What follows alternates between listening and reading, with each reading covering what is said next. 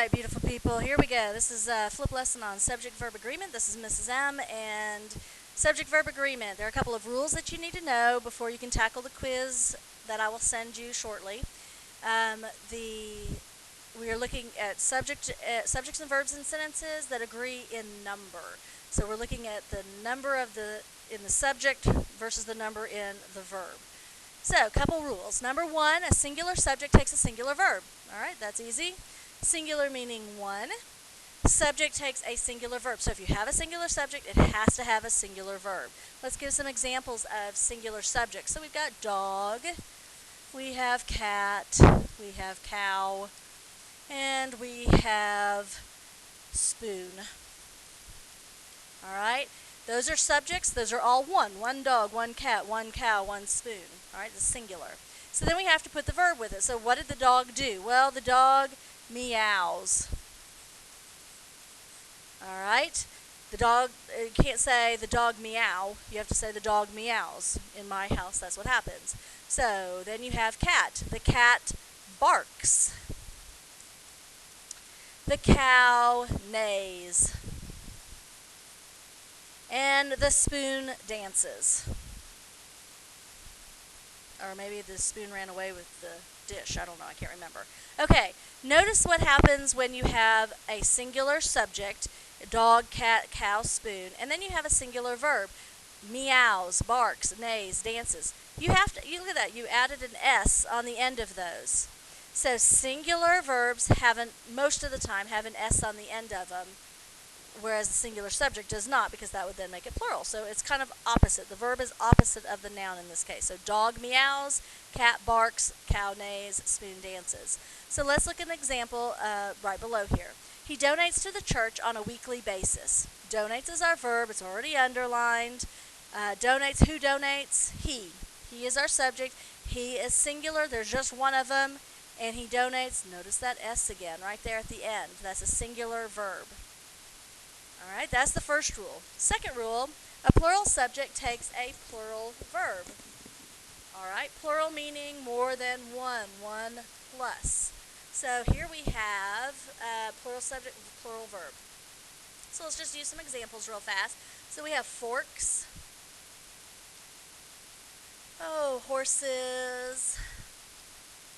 Rabbits.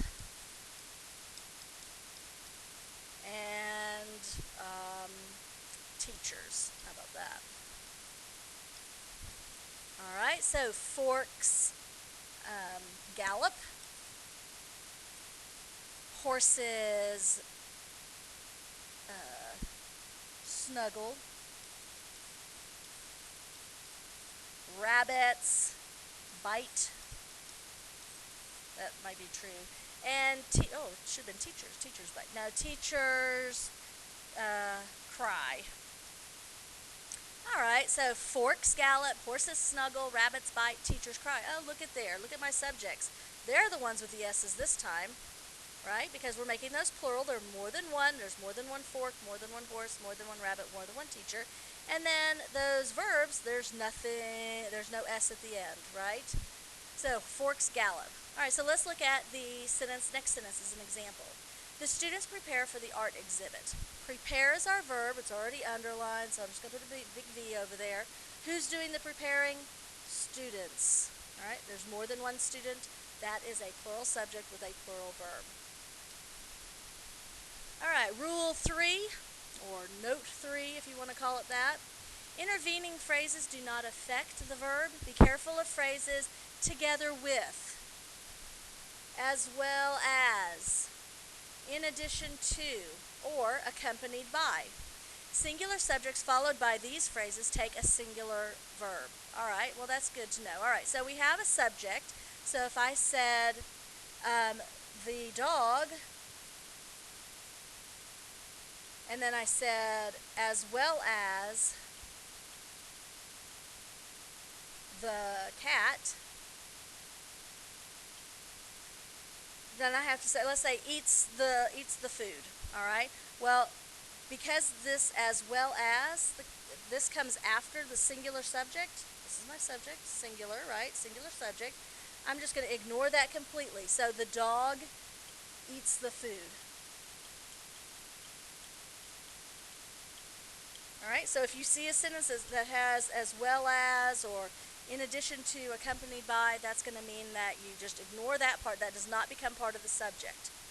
All right, let's look at an example. Jim, as well as Sally and Joe, is on the team. All right, as well as, here's our key phrase. So we are going to mark that entire thing out and say Jim is on the team. That makes perfect sense. Jim is my subject. Is my verb. It's a linking verb, and it is singular. Kara, together with her teammates, presents a fearsome opponent on the field. Okay, together with, there's another one of those key phrases. So we're going to cross that whole thing out in between the commas. Presents is my verb. Who's presenting? Kara. Kara is singular, so Kara presents. Look at that S there. All right, so Kara presents. That is correct.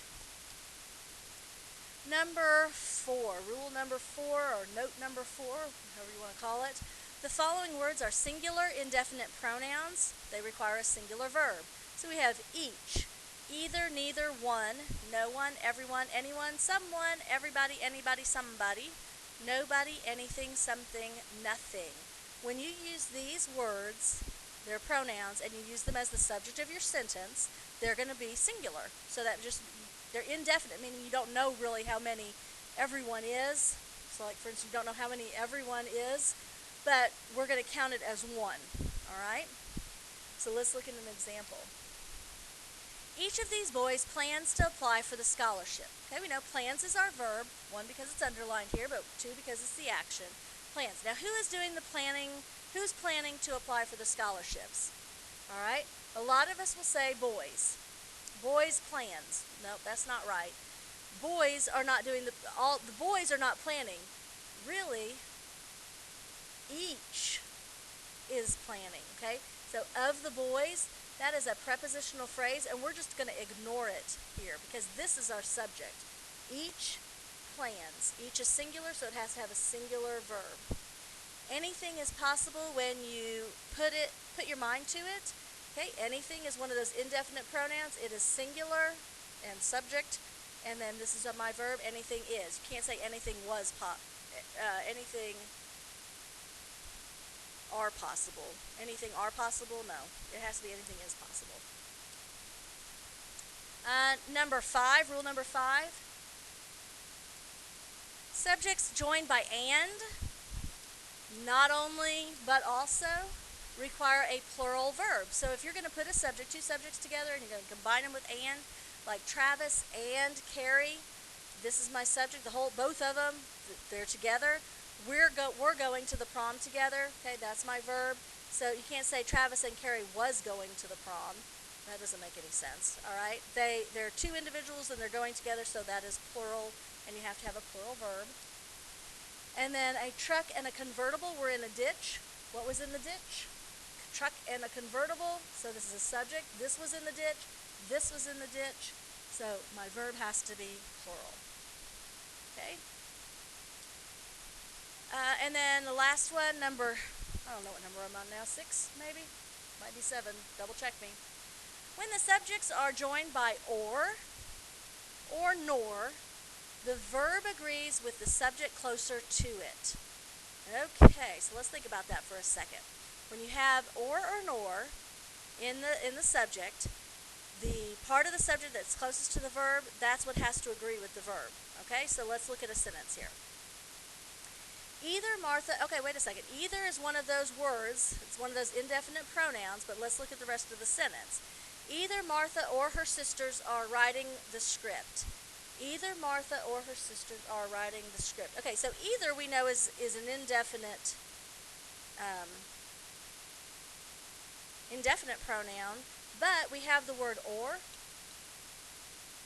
So we have to look at the noun closest to the verb. So this is my subject. This is the subject also, but this is the subject we're going to use.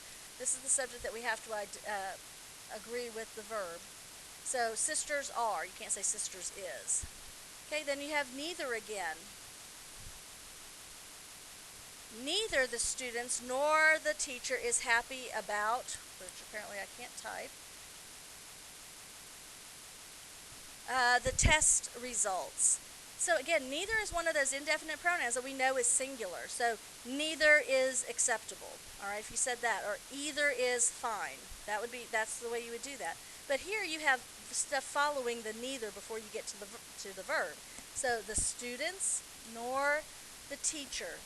Remember, when you have neither and then you have nor, when you have this word or this word, you have to you have to agree the subject with that verb. So you have to agree the second subject with that verb. So teacher is singular, there's only one, and is then would be the singular verb. All right, let's practice just for a minute before I send you off on the quiz. The signs at the table of the top of the building was or were barely visible. All right, was or were barely visible. What was barely visible? Well, not the building, right? That's not barely visible. Top is not barely visible. It's the signs. So signs is my subject. Is there one or more of those? Yes. So it has to be plural. So was is singular, were is plural. There's more than one. The guide, as well as us students, was aware of the peril. Okay. First thing that jumps out at me here is as well as. I'm going to cross that whole thing out and ignore it because I know that's going to confuse me, because that as well as, together with, those things, those are going to confuse me. So the guide was or were aware of the peril. Well, guide is my subject. Who was aware of the peril? The guide. There's only one of them, so that's singular, so I have to use my singular verb. Neither of the candidates expects or expect to win easily. Okay, well here I've got my neither word, and I know that's singular, right? But of the candidates, I don't see nor in there at all, so I'm going to cross that out so I don't get confused anymore, because that's just a prepositional phrase telling me about neither, which is my subject. It's an indefinite pronoun. Neither, and that's singular, so I have to have expects or expect. Well, I know that the verb, adding that S on the end, is opposite of the noun, so I know singular is going to be expects. Neither expects to win easily.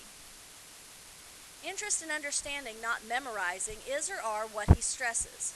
All right, so what is he stressing? Okay, and I've got this thing over here in commas real fast, so I'm going to take this out so I don't get confused again. And so what he stresses, interest and understanding. I have that conjunction there, so that means I've got one here and one here, so that makes my subject plural, right? So then is or are, which is plural, is are. So interest and understanding, not memorizing, are what he stresses. And the last one before I send you off, the produced papers, not the effort, determines or determine the grade. Okay, we've got this phrase included there, so I'm going to leave that out. The produced so what determines the grade? Okay, because we know that's the verb. So it's going to have to be papers. Papers determine or determines the grade. Papers is plural, so I know it's not going to be this one. It's got to be determine. All right, this is a very quick rundown on subject-verb agreement. I don't think you're going to have a whole lot of problems with it. You're more than welcome to use the video when you're doing your quick quiz, which I will send you. Just remember, singular subject, singular verb, plural subject, plural verb, and you should do just fine. Good luck.